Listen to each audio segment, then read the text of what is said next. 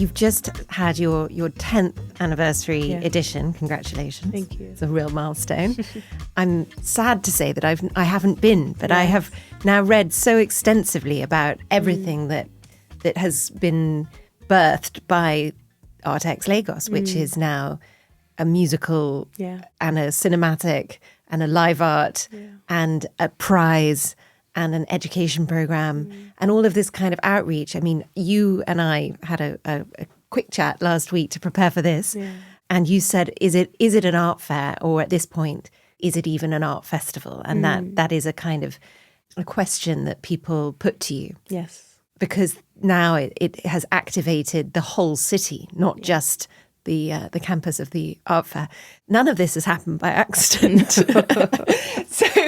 So how do you start with, 5,000 visitors to the fair and you were putting it into reality, and then 10 years later, you've actually created the kind of defining cultural moment for a country? If that isn't too grandiose. Talk me through that journey, those 10 years. Those 10 years, wow. It's extraordinary to think that it's been 10 years. But it's been 10 very exciting years. I told you earlier about the 3 things I wanted us to achieve. We've achieved all those things in 10 years. And we have been fortunate to lead a movement and all of this momentum that has created such an incredible moment for Lagos and for Nigeria.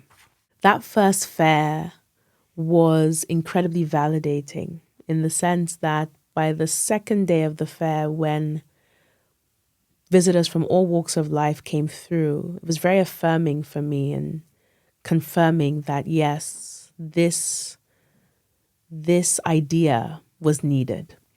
And so I resolved to focus and dedicate however many more years were needed for it to take root and for it to germinate all that it could.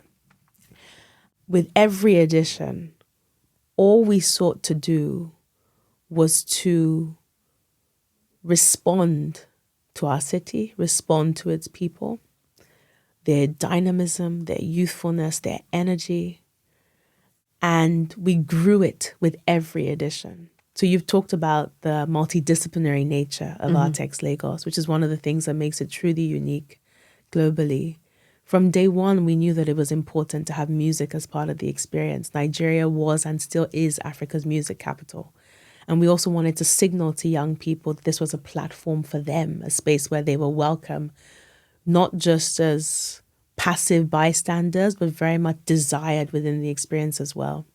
A few years later, we launched Artex Cinema, our film program, also to create a space for talented filmmakers across the continent to be able to present work that was more artistically inclined.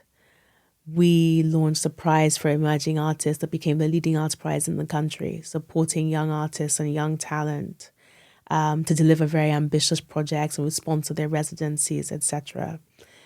We created a vast education program where we started to look at our special projects, which we were curating as a means of reconnecting our people with their history and their heritage, whether traditional history or arts heritage, and converting that into educational content that we would then take out to secondary schools, and we would bring hundreds of school kids into the art fair to experience it and to be given explanations of this work and brought into this world of art making. Last year, when we held the 10th edition, it really was an extraordinary moment. First, Lagos came out in a way that was so uplifting for me and for the team. Everybody wanted to be at Artex Lagos.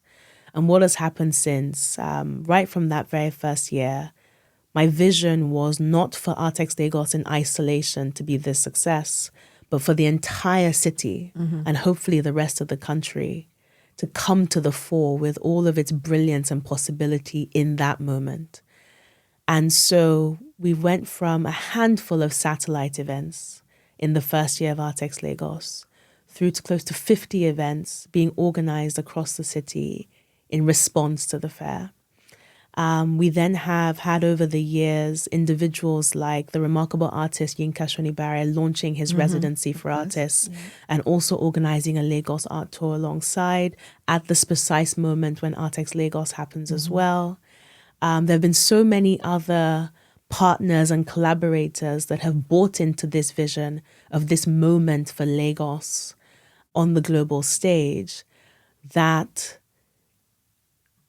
it's made our work, I'm nervous to use the word easier, but I would say it's made our work all the more worthwhile because we've been collaborating with and leading this charge of extraordinary individuals and institutions, such that by the 10th edition, I mean, the city is just on fire. It's wonderful.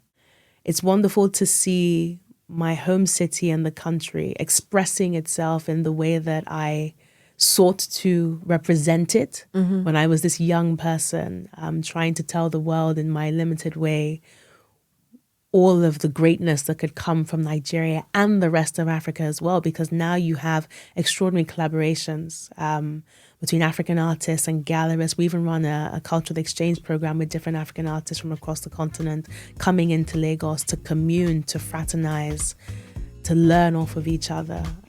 It's been wonderful. I hope you enjoyed today's episode of Compelling. I've been overwhelmed by encouragement and positivity since beginning this podcast. If you'd like to support, please share, follow, and subscribe wherever you access your podcasts. It really helps the show to grow. Thank you for listening to Compelling.